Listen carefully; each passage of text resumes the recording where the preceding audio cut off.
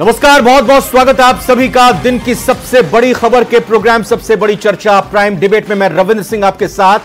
तो आखिरकार आज कांग्रेस की तरफ से जिसका इंतजार सबको था वो खत्म हो गया और कांग्रेस ने नेता प्रतिपक्ष के नाम का ऐलान कर दिया। न्यूज 18 राजस्थान ने कल जब प्राइम डिबेट की थी तो कहा था और सवाल कांग्रेस के प्रवक्ता महासचिव से पूछा था कि टीकाराम जूली के नाम पर सहमति बन गई है, ऐलान का होना बाकी है। तो उनकी तरफ से हालांकि संकेत तो कुछ नहीं दिए गए थे, लेकिन यह जरूर कहा गया था यानी बीते कल या आज नाम का ऐलान हो जाएगा। तो दोनों खबरें न्यूज 18 राजस्थान की सही साबित हुई। नाम का ऐलान हो गया और टीकाराम जूली के तौर पर नाम का ऐलान हुआ। सोशल इंजीनियरिंग, जी हां, सोशल इंजीनियरिंग के तौर पर यह कांग्रेस ने रणनीति बनाई है।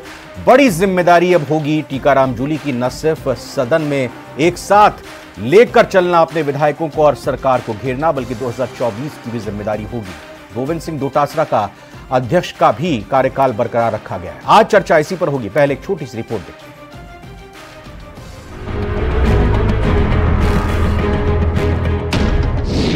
दलित को भी जिम्मेदारी, डोटासरा भी पड़े भारी।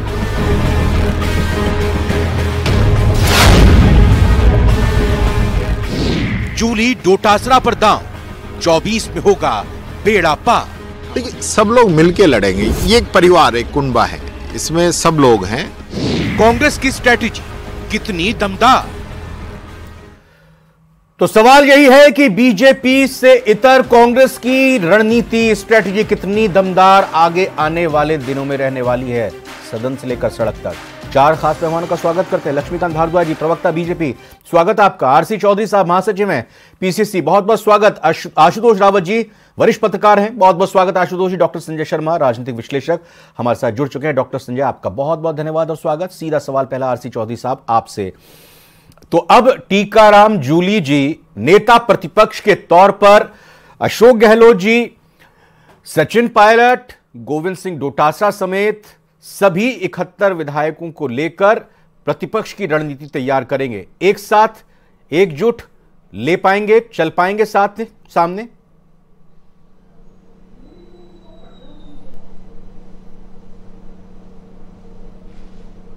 आरसी जी को आवाज नहीं आ रही। चौधरी साहब, मेरी आवाज मिल रही है आपको? नहीं आ रही सर, बोल ही रहे हैं क्या ये? आरसी चौधरी साहब, हाँ बिल्कुल, सवाल, हमारा काम बोलने का ही और सवाल करने का। आवाज मिल रही है आपको?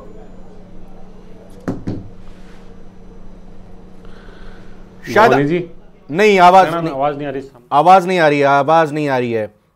ठीक है, कोई नहीं, मैं सीधा संजय सर का रुख करता हूं। संजय सर, प्रदेश की राजनीति में या कहें कि संसदीय प्रणाली में पहली बार ऐसा है कि नेता प्रतिपक्ष एक दलित के तौर पर बनाया गया। कैसे आप इसको देखते हैं? और सोशल इंजीनियरिंग को ध्यान में रखा गया है कि बरकरार रखा है? गोविंद सिंह डोटासरा के अध्यक्ष पद के कार्यकाल को भी बरकरार रखा है, आगे वही रहेंगे। ये ओबीसी, जाट और एससी के तौर पर ये किस तरह की स्ट्रैटेजी आप कांग्रेस की देखते हैं? देखिए, मैं थोड़ी सी मेरी एक जानकारी का अभाव है कि जूली साहब जो हैं वो कितने प्रभावशाली विधायक हैं, क्योंकि आपको हम इसको कई तरह से देखना चाहिए हमने नेता विपक्ष को। आप देखिए कि जो पिछले नेता विपक्ष थे राजेंद्र सिंह राठौर, वो अकेले पार्लियामेंट्री सिस्टम को समझने की वजह से इतने प्रभावशाली थे कि वो सरकार पे भारी पड़ते थे। फिर आप अगर देश में देखिए तो आप देखिए जाति और सामरीकरण से हटके भी सोचना होगा आपको। नेता प्रतिपक्ष के नाते वाजपेयी जी देश भर में हमेशा याद रहेंगे, आडवाणी जी हमेशा याद रहेंगे, सुषमा स्वराज हमेशा याद रहेंगे, अरुण जेटली हमेशा याद रहेंगे। इसका कारण ये था कि ये सब लोग पार्लियामेंट्री प्रोसीजर को इतना अच्छा समझते थे कि इनके इंटरवेंशंस और एक बड़ी संतुलित व्यक्तित्व की भी ज़रूरत होती है आपको नेता प्रतिपक्ष के नाते, क्योंकि सारे फैसलों में कानूनी रूप से उनके शामिल होने को माना जाता है। तो पहली बात तो मेरी ये जानकारी का अभाव है, तो मुझे पता नहीं कि वो, लेकिन हाँ मुझे आ रही है। कुछ मुद्दे ऐसे हैं कि आप देखिए कि कल मायावती जी का जन्मदिन था और उन्होंने कहा कि वो इंडिया अलायंस का पार्ट जो बनने की जो संभावनाएं थी वो उनसे दूर रही। जो वो पूर्वी राजस्थान से हैं और पूर्वी राजस्थान में जो इस बार देखा गया वो दलित का झुकाव वो कांग्रेस की तरफ से बढ़ा है और पूर्वी राजस्थान से ही मुख्यमंत्री हैं। तो पूर्वी राजस्थान एक तरह से राजनीति की धुरी बनने की स्थिति में बन रहा है और वहाँ पे मुद्दे भी बहुत सारे हैं। दूसरी तरफ जो शेखावाटी से जो डोटासरा जी हैं, क्योंकि वहां से अच्छी सीटें आई तो उनको हटाने का कोई कारण नहीं बनता था। ओबीसी और जो सामाजिक समीकरण आप बोल रहे हैं वो निश्चित तौर पे, और सर अच्छी सीटें तो आई, लेकिन क्या ये इनाम है कि भाई कांग्रेस की सरकार रिपीट नहीं हो पाई? भाई गोविंद सिंह डोटासरा ही तो पीसीसी अध्यक्ष थे जिन्होंने महत्वपूर्ण भूमिका निभाई चुनाव में और पार्टी जीत नहीं पाई, सरकार चली गई। जी सारा देखिए, सामूहिक नेतृत्व की सामूहिक जिम्मेदारी के हिसाब से देखें तो वो अपने क्षेत्र से थोड़े प्रभावशाली रहे और लोगों की बजाय। अब वो एक मुझे कारण लगा जिसकी वजह से शायद उनको रोका गया, और वो बहुत विधायक के तौर पे भी काफी तेज तर्रार विधायक हैं जो विधानसभा में काफी अच्छा इंटरवेंशन कर सकते हैं, जो डोटासरा जी का पिछला रिकॉर्ड देखते हैं। तो ये सब कारण मुझे लगता है कि हैं। और दूसरा ये कि टीकाराम जूली कम उम्र के हैं, दलित होने के अलावा पूर्वी राजस्थान से हैं, 43 साल के हैं मात्र। तो फ्यूचर के लीडर को जो तैयार करने की स्थिति हो सकती है, क्योंकि आप देखिए करीब करीब 59-60 सीट जो हैं वो शेड्यूल कास्ट शेड्यूल ट्राइब के लिए रिजर्व्ड हैं, लगभग 1/3 सीट। तो उस हालत पे अगर इस ब्लॉक पे कोई प्रभावशाली इंटरवेंशन किया जा सकता है, जैसे कि कांग्रेस खड़गे को अध्यक्ष बना के भी कोशिश कर रही है कि वो दलित वाले कैचमेंट एरिया को एक तरह से कंसोलिडेट कर पाए मायावती जी के कमजोर होने के बाद, तो मुझे लगता है इससे जुड़ा हुआ फैसला कहीं कहीं नजर आता है। अच्छा, बिल्कुल। ये दरअसल हम चर्चा को जारी रखेंगे, लेकिन इस दौरान आप दिखाएंगे तस्वीरों में लगातार आपको ये प्रधानमंत्री नरेंद्र मोदी का एक रोड शो, आवाज काफी कम है, रोड शो भी हो रहा है। ठीक, आवाज में लग रहा है दिक्कत हो रही है। मैं फिर से, चौधरी साहब आवाज पहुंच रही है मेरी? मैं जितना जोर से बोल सकता हूं उतना जोर से बोलने की कोशिश करूंगा। लेकिन देखिए, इस बीच प्रधानमंत्री नरेंद्र मोदी का ये रोड शो और फूलों के साथ उनका यहां पर स्वागत किया जा रहा है, और एक तरह से देख सकते हैं तस्वीर, पूरी गाड़ी प्रधानमंत्री नरेंद्र मोदी की फूलों से लद चुकी है। बिल्कुल सड़क के किनारे खड़े हुए लोग उनका स्वागत कर रहे हैं और फूलों की बरसात कर रहे हैं। प्रधानमंत्री नरेंद्र मोदी रोड शो के साथ ही लोगों के साथ हाथ मिलाते हुए, हाथ हिलाते हुए अभिवादन उनका करते हुए, और बड़े उत्साह में प्रधानमंत्री नरेंद्र मोदी का यह काफिला, ये रोड शो धीरे धीरे आगे बढ़ते हुए। ठीक है, ये तस्वीरें भी हमने इस बीच दिखाई क्योंकि ये बड़ी खबर इस बीच आ रही थी। लेकिन वापस अपनी डिबेट की तरफ लौटते हुए, आरसी चौधरी साहब आवाज मिल रही है?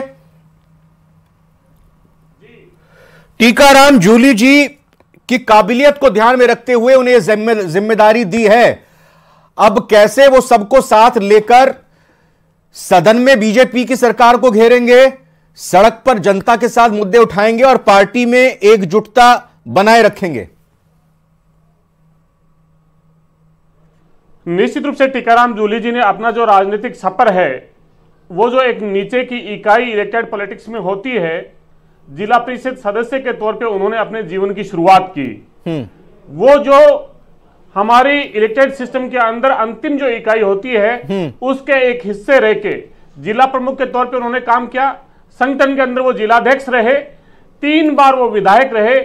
जब वो कैबिनेट मंत्री रहे तो कोविड के दौर के अंदर उनके पास में जो सोशल वेलफेयर का जो कार्यक्रम था जी, मजदूरों के जो हितों की बात थी, उन्होंने ना सिर्फ उनके हितों की बेहतरीन सुरक्षा करके एक मॉडल के तौर पे उन्होंने स्टेट के अंदर रिप्रेजेंटेशन दिया। गिग वर्कर्स का मॉडल हो चाहे और किसी अन्य मॉडल हो, अगर किसी के वेलफेयर के अगर कोई मॉडल लाने का काम किया जो वीकर। तो चौधरी साहब, आपको लगता है कि कांग्रेस आला कमान को टीकाराम जूली जी के तौर पर, मतलब कांग्रेस के जो 71 विधायक है उसमें टीकाराम जूली जी सबसे उपयुक्त लगे इस भूमिका को इस समय निभाने के लिए?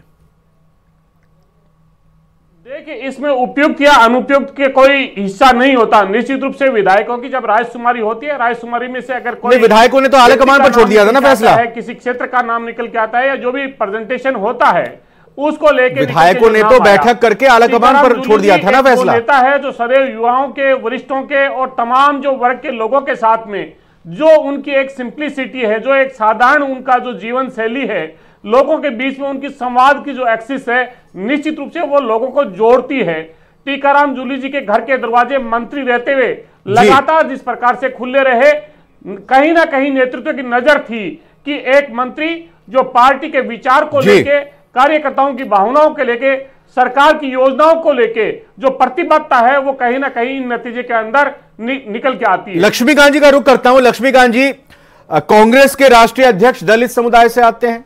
अब नेता प्रतिपक्ष राजस्थान में पहली बार दलित समुदाय से बनाए। आप कहेंगे हमने तो बैरवा जी को उप मुख्यमंत्री बना दिया, बहुत अच्छी बात है। लेकिन आज जब न्यूज़ 18 राजस्थान ने बात की जूली साहब से, तो उन्होंने साफ तौर पर कहा कि सरकार या तो योजनाओं के नाम बदल रही है या योजनाएं बंद कर रही है। हम एकजुट होकर मिलकर सदन से लेकर सड़क तक संघर्ष करेंगे। और खूबियों के बारे में तो यहां चौधरी साहब ने बता ही दिया, टीकाराम जूली जी की। नहीं, देखिए, टीकाराम जूली जी को यही बोलना चाहिए जो वो बोले हैं। विपक्ष के नेता अगर सरकार के खिलाफ नहीं बोलेंगे तो उनको विपक्ष का नेता कौन मानेगा। लेकिन आपने कहा कि कांग्रेस पार्टी ने दलित को नेता प्रतिपक्ष बनाया है, तो जब सरकार में थे आज से 1.5 महीने पहले तक, तब दलितों को कितनी भूमिका दे रखी थी वो सारी राजस्थान की जनता जानती है। दलितों का प्रतिनिधित्व अगर राजस्थान में किसी के पास है तो भारतीय जनता पार्टी के पास है। बाबा साहब अंबेडकर के बाद इस देश में अगर दूसरे कानून मंत्री इस देश के बने हैं अर्जुन राम मेघवाल, तो राजस्थान की धरती के सपूत है। इस प्रदेश में प्रदेश के उप मुख्यमंत्री प्रेमचंद बैरवा आज भारतीय जनता पार्टी की सरकार में काम कर रहे हैं। 6 बार के विधायक मदन दिलावर राजस्थान के शिक्षा मंत्री है। मंजू बागमार यहाँ की हमारी मंत्री है। और हमारे जो मुख्य सचेतक है जोगेश्वर गर्ग 5 बार के विधायक आज मुख्य सचेतक है, कैबिनेट मंत्री का उनको दर्जा है। देखिए क्या होता है कि एक पार्टी किसी को देश के सर्वोच्च पद का भी जिक्र कर दीजिए, मैं याद दिला देता हूं, विपक्षी दल बनने का अनुभव हो, सिंबॉलिक रूप से किसी को खड़ा कर दे, उसके बजाय आपने उस दलित समाज से कितने नेता स्थापित किए हैं यह प्रमाण के साथ बताने की आवश्यकता है। आज अगर दलितों का नेतृत्व, दलितों का लीडरशिप किसी पार्टी में तो भारतीय जनता पार्टी में है। 5 बार की विधायक अनिता बघेल हमारे यहां पर है। हमारे दो बार के सांसद मनोज राजौरिया हमारे पास है। 5 बार के सांसद निहाल चंद मेघवाल, अगर उनकी अर्जुन मेघवाल हमारे पास है,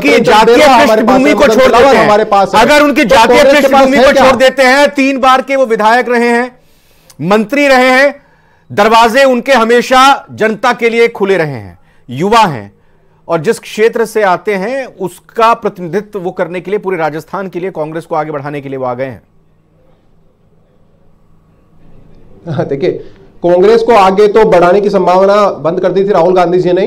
कांग्रेस तो आगे बढ़ नहीं सकती। हाँ, टीकाराम जूली जी को उन्होंने नेता प्रतिपक्ष बनाया तो राजस्थान की जनता उम्मीद करती है कि जो सरकार के रूप में कांग्रेस पार्टी की नाकामी पिछले 5 साल में चली है, कम से कम वैसा आचरण विपक्ष के रूप में कांग्रेस पार्टी ना करे। राजस्थान की जनता चाहती है कि एक सरकार जो मोदी जी की गारंटी को पूरा करने के लिए प्रतिबद्धता के साथ काम कर रही है, जो रसातल में राजस्थान को पहुंचाकर गए थे कांग्रेस पार्टी की सरकार, उससे बाहर निकालने का काम कर रही है, राजस्थान को विकास के पथ पर ले जाने का, सुशासन के पथ पर ले जाने का काम कर रही है। बीजेपी सरकार का किस आचरण की अपेक्षा कर रही है? तरीके से बीजेपी एक नेता प्रतिपक्ष से किस तरह के आचरण की अपेक्षा कर रही है?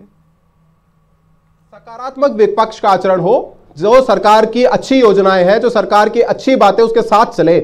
हां, अगर लगता है विपक्ष को कि कहीं सरकार कमी है तो वहां उसको उठाए, उसमें किसी बात की कोई आपत्ति नहीं है। लेकिन एक सकारात्मक विपक्ष जैसे कांग्रेस का आचरण है, कांग्रेस के राष्ट्रीय नेताओं की तरफ से हरी झंडी आती है और कभी गांधी परिवार के मुद्दे पे कुछ हरकतें विधानसभा में कर देते हैं, कभी किसी और मुद्दे पर हरकतें कर देते हैं। इन सबको बंद करने के कारण, जिसका पनिशमेंट इनको सरकार में रहते हुए उठाना पड़ा, इन सबको बंद करके राजस्थान के हित में सरकार के साथ कंधे से चौधरी साहब, सरकार जो राजस्थान चौधरी साहब क्या सकारात्मक विपक्ष की भूमिका टीकाराम जूली के नेतृत्व में निभाएगी, जो अपेक्षा यहां पर बीजेपी कर रही है?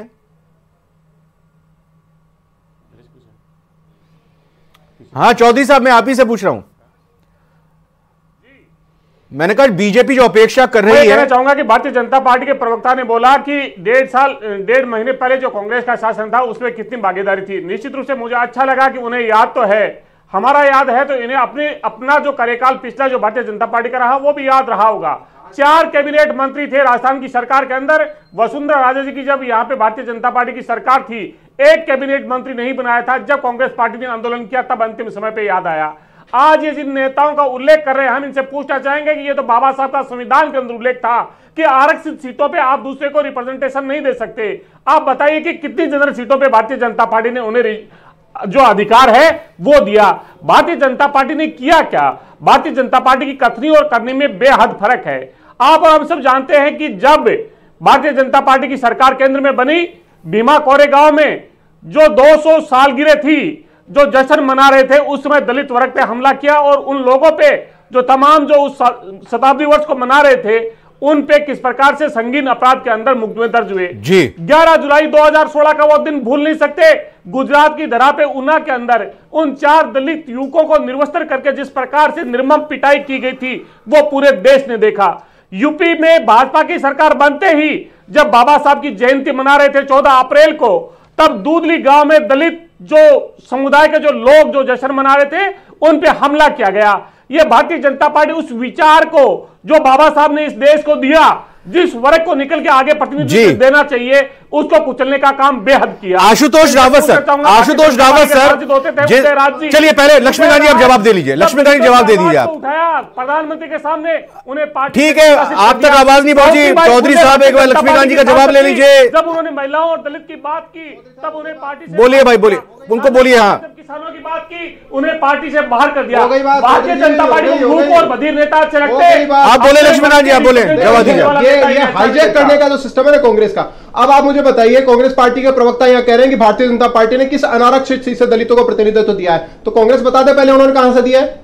अपनी अपनी अपनी बात को करेंगे नहीं, अपनी बात को करेंगे नहीं। अब इन्होंने देखिए कोरेगांव का जिक्र कर लिया, इन्होंने उत्तर प्रदेश का जिक्र कर लिया, असम का जिक्र कर लिया, लेकिन अपनी सरकार में 15 साल की दलित बेटी के साथ दुष्कर्म करने के बाद टुकड़ों में काटकर भट्टी में जलाए जाने का जिक्र इन्होंने नहीं किया।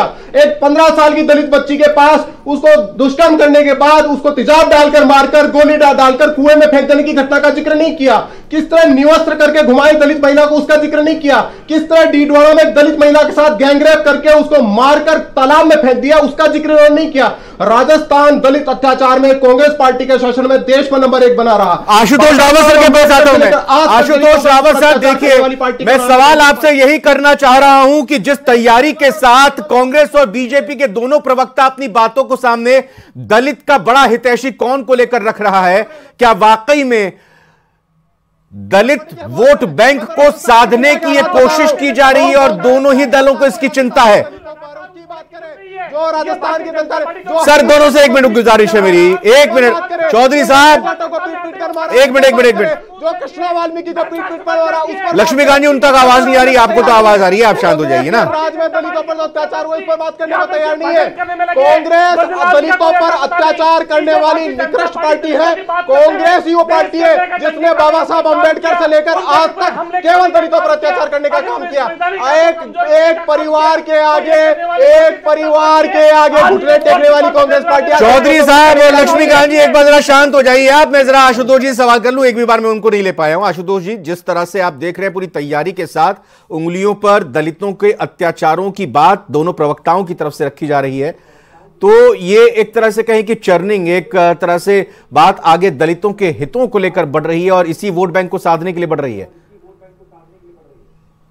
बिल्कुल रविंद्र जी, देखिए इन दोनों राजनीतिक दलों को दलित एक बड़ा वोट बैंक नजर आता है। लगभग 34 सीटें राजस्थान में भी विधानसभा में आरक्षित हैं, दोनों को वो सीटें नजर आती हैं और लोकसभा का चुनाव सर पर आने वाला है। मुझे लगता है कि कांग्रेस ने टीकाराम जूली को जो नेता प्रतिपक्ष बनाया है उससे उन्होंने दो बड़े कारण इस फैसले के पीछे।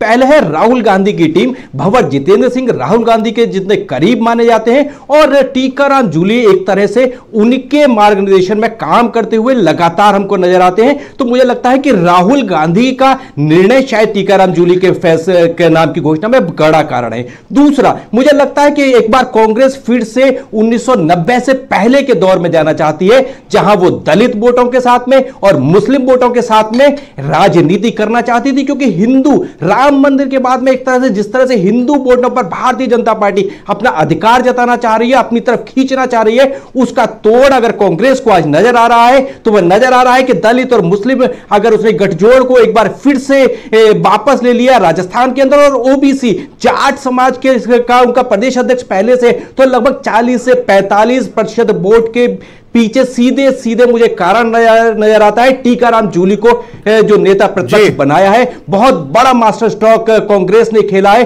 अगर वो जातिगत समीकरण के साथ में कार्यकर्ताओं की अपनी फौज को इस समीकरण के साथ सटीक तौर पर बैठा पाती है तो शायद निश्चित तौर पर लोकसभा के अंदर एक रोचक मुकाबला हमको संजय सर ये मास्टर स्ट्रोक स्कोर करेगा कि नहीं करेगा, क्योंकि जब बात अगर राम लला की और राम मंदिर प्राण प्रतिष्ठा मंदिर निर्माण को लेकर बीजेपी की लहर की चल रही है तो कोशिश यही होती है कि जातियों में हिंदू ना बंटें, और दूसरी तरफ कांग्रेस की यह रणनीति कि दलित और मुस्लिम को लेकर साथ चले, ओबीसी के एक अलग वर्ग को तैयार करे। क्या आपको लगता है कि कांग्रेस की यह सही रणनीति है 2024 के परिप्रेक्ष्य में? आपकी पार्टी के अध्यक्ष भी दलित हैं, जो आशुतोष जी ने भी कही है। आप देखिए दलितों को हिंदू समाज से अलग करके नहीं देख सकते। संजय जी से, संजय जी से, एक वृद्ध हिंदू समाज। लक्ष्मीकांत जी, संजय जी जवाब देते हैं, फिर आपसे पूछूंगा। दलित भी हिंदू हैं और वो भी भारतीय जनता पार्टी के ही साथ है। लक्ष्मीकांत जी, मैंने वही तो बात कही ना, मैं वही तो, मेरे सवाल आपने सुना ही जो मैं संजय जी से कर रहा था। बीजेपी यही कोशिश करती है कि जातियों में हिंदू ना बटे। ठीक है संजय सर, आप मेरा सवाल सुना, जवाब दीजिएगा सर। इसको थोड़ा सा अलग ढंग से देखना पड़ेगा। भगवान राम की व्याख्या एक इवेंट से आगे की है। भगवान राम को आपको 2-3 तरीके से देखना पड़ेगा, और कुछ ऐसी भी बातें हैं जो चर्चा में बौद्धिक वर्ग में होती रही हैं। भगवान राम एक तो मर्यादा पुरुषोत्तम है, तो पहली बात तो मर्यादा पुरुषोत्तम से हम मर्यादा कितनी स्थापित, और खास तौर से भगवान राम की जो राज्य की मर्यादा थी वो सर्वोत्तम उदाहरण है, जिनके लिए उनको माता सीता को भी छोड़ना पड़ गया था। देखिए, वो अब पर्सनली जानते थे कि माता सीता शुद्ध हैं, लेकिन ये नारीवादी आंदोलन का सबसे बड़ा विमर्श है कि वो भगवान राम पे प्रश्न करते हैं कि ऐसा कैसे हो गया। लेकिन उसकी जो व्याख्या होती है वो ये होती है कि राज के लिए बड़े उदाहरण पेश करने पड़ते हैं। तो भगवान राम की पूजा करने वालों को आदर्श पैदा करने की चुनौती बड़ी होगी। मुझे नहीं पता उसको राजनीतिक रूप से कितना भुना सकते हैं आप। दूसरी बात, भगवान राम के विमर्श में फिर ऐसी बातें आती हैं जो दलित और जो आदिवासी उस टाइप के लोगों से एक अलग तरह के दुराव की बात कही जाती है। लेकिन ये बात सही है कि भगवान राम भारत की उस चेतना का हिस्सा है जिसने हमें मानव बनना सिखाया, जिसने हमें समाज में जिम्मेदार बनना सिखाया। अच्छा भाई, अच्छा पति, अच्छी पत्नी, वो सारे उदाहरण हमें वहाँ से भगवान राम की कल्पना से मिलते हैं, भगवान राम के अस्तित्व से मिलते हैं। तो भारतीय मानस से उसको हटाया नहीं जा सकता। अब ये मैं बिल्कुल नहीं कह सकता क्योंकि उस पर विवाद भी हो गया है कि जिस तरह से मंदिर के निर्माण के बाद और जिस तरह से शंकराचार्यों ने प्रश्न उठाया है, नहीं सर, 24 मुझे नहीं पता 24 में फिर भारतीय जनता पार्टी किस हद तक इसका फायदा उठा पाएगी, किस हद तक नहीं उठा पाएगी।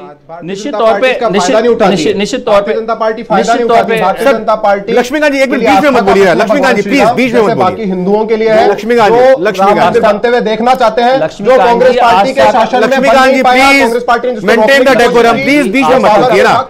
लक्ष्मीकांत जी एक मिनट, ये सही नहीं है, ये सही नहीं है, प्लीज।